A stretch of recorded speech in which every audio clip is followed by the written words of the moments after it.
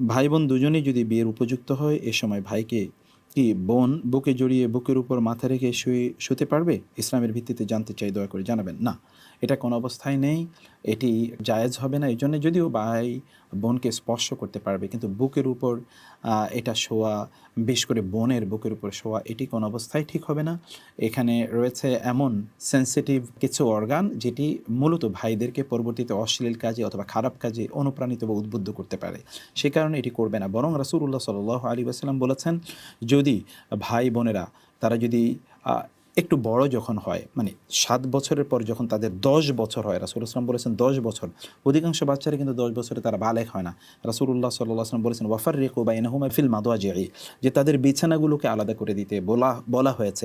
এক বিছানায় যদি তারা শোয়ও, তাইলে তারা যেন একই কাপড়ের বা একই তোশকের মানে হচ্ছে একই লেপের বা একই কাঁথার নিচে যেন তারা না শোয়। এটা রাসূলের নির্দেশ, এবং সর্বোত্তম বিষয় তাদের বিছানাগুলোকে আলাদা করে দেয়া। এমন করার কথা রাসূল নির্দেশ প্রদান করেছেন।